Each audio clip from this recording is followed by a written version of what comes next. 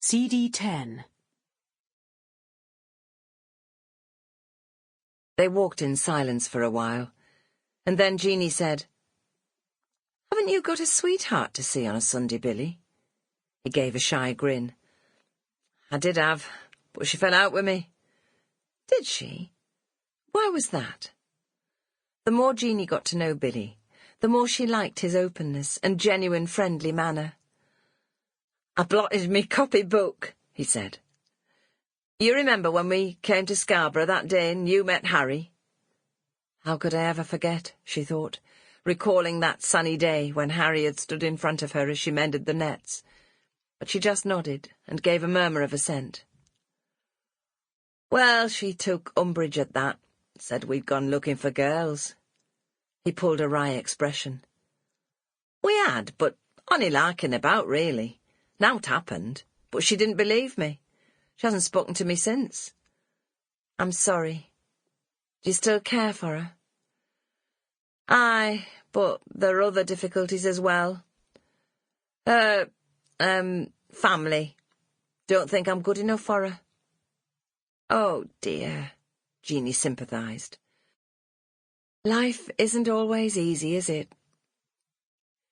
"Billy," she said on a sudden whim, "I'd like to ask you something."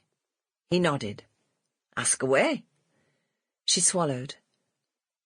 "When Harry came home a few weeks ago, just after I'd moved to Strickland Street, we had a quarrel, and he said that, well, what he meant was that I didn't belong here. He said that the trouble is, you're not one of us." Those were the words he used, and I wondered if they were true. When I first came, he used to tell people that I was a Scarborough girl, which I am, but I thought that now I was the same as everybody else. I'm from a fishing family, just the same as he is. Billy whistled through his teeth. "Phew, I can't believe he said that. What made him say that? What's the matter with him? He's talking rubbish." He glanced down at her.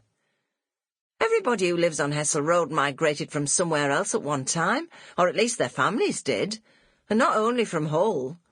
My grandparents came from Ramsgate, and my ma's family from Whitby. That must have been one heck of a row you had," he added. "What was it about? Or shouldn't I ask?" "Money, of course, or at least not enough of it." "Well, he's in regular work. He'll be getting a decent wage. What is he? Mate? Third hand? He'll get a share of settling either way." Jeannie hesitated. Harry had told her he wasn't on shares. Was he lying, or had he taken whatever position he was offered?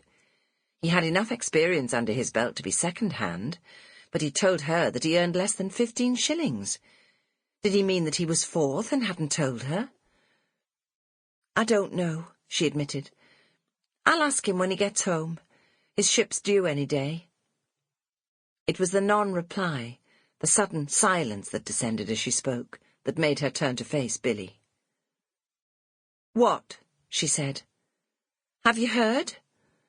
Are they coming upriver already?" Billy didn't answer, but only pressed his lips together and shook his head as if in disbelief. Jack grabbed a handful of his hair and pulled. "Billy," she said. "What? Have they docked already?" "Ow!" "Yes," he said reluctantly. "Yesterday." She hurried back, wanting to be at home when he eventually arrived. Billy carried Jack all the way, seeing her right to her door, and silently handing Jack over to her. Harry hadn't got a key. She told him she would have another one cut, which she had, and she'd left it on the mantelpiece. Mrs. Herbert would have let him in, she thought, or at least I hope she would. He'll have something to say if he can't get in. But where's he been? Had he docked too late for him to come home last night? She knew in her heart that wasn't true, and hadn't questioned Billy any further.